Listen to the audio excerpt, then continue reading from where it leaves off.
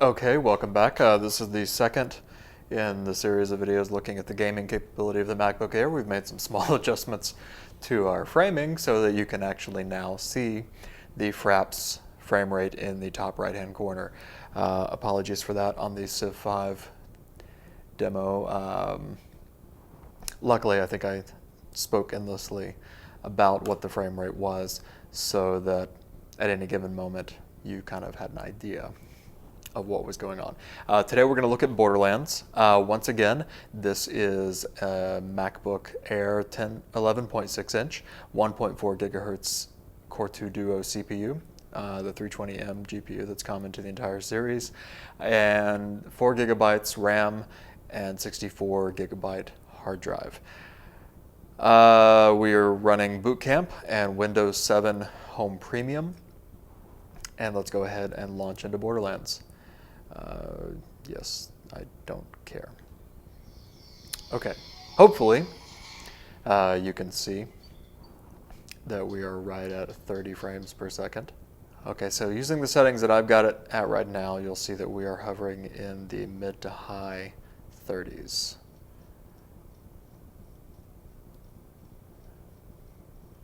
Let's see.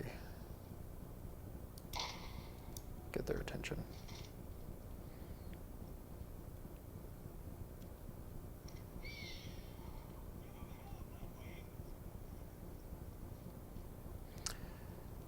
And I'm just going to run around a little bit, see if we can spot any big changes one way or the other.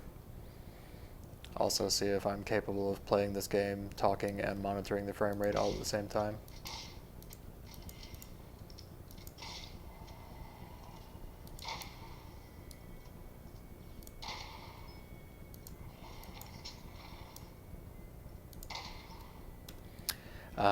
Clearly the answer is no.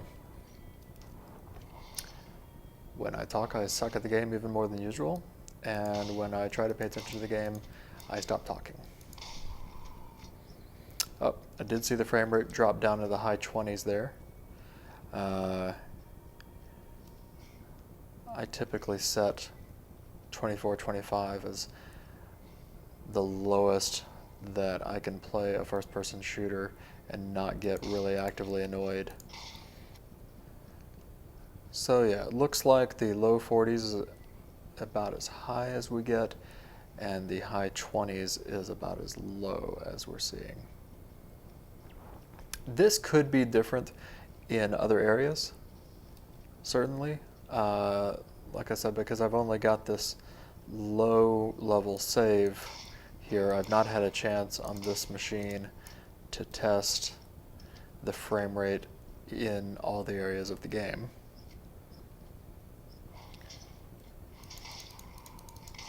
But what I would suspect,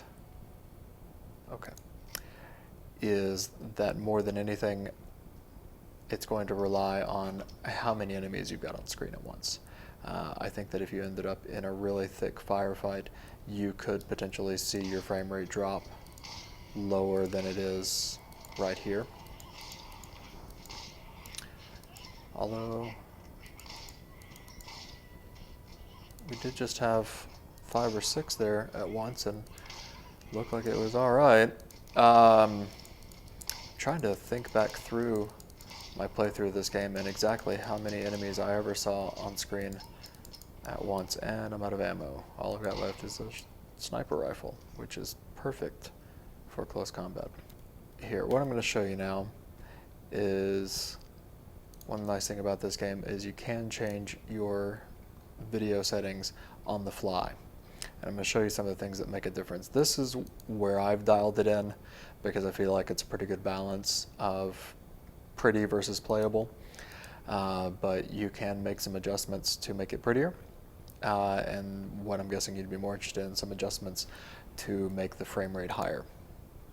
I've got the resolution set to 1366 by 768, which again is the native resolution of this screen. Got the anti-stropic filtering turned off. Got dynamic shadows turned off. And now I just turned it on. You can actually see, unless I've moved the computer, which I'm afraid I may have, that knocked the frame rate in the background there down to 23.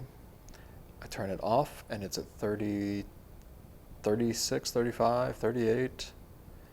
Turn it on and 23. So you can see the shadows make a big difference.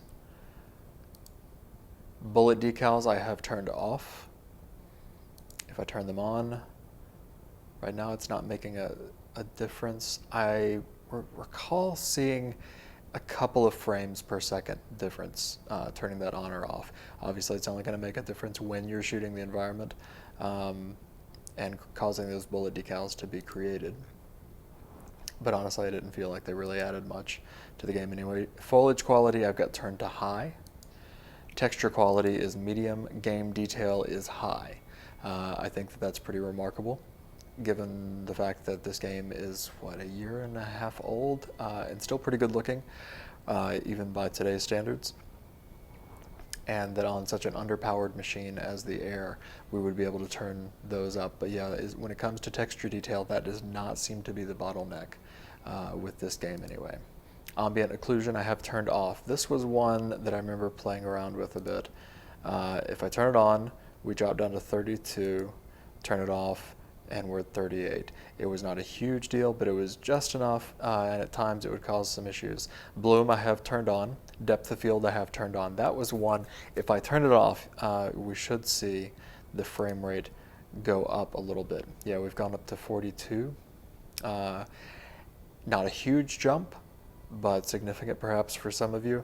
But to me, having the depth of field on in this game made a huge difference in the feel of the game.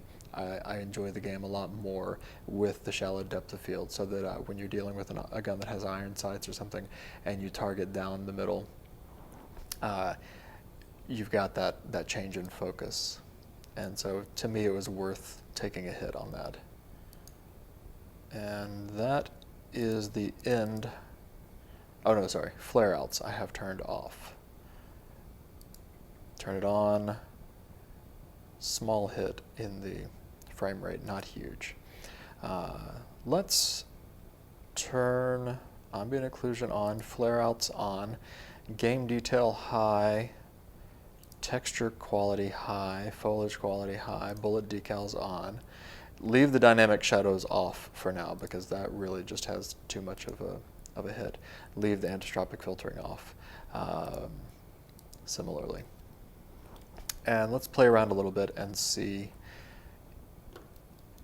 what we get. Okay, we were at 29, 30, 31, 32, 33. This is playable. I want to push through until the sun comes back up. Okay, I just dropped down to 24. I want to see what it looks like in the daytime. Sun's coming up. Frame rate looks like it's about the same.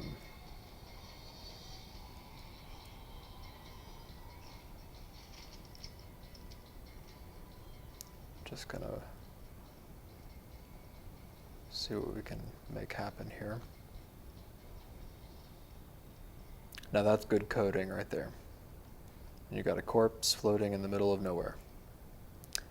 Yep. Oh, hey look, another one.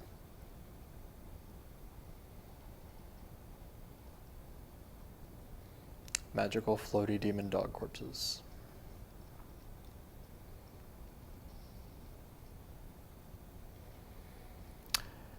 Okay, well, I think I'm about to run out of space on my P2 card, so I will go ahead and end this demo. I hope you've enjoyed it, and tune in next time when our game will be something else. I honestly can't remember what I was going to look at next. Torchlight, I think. So, cool.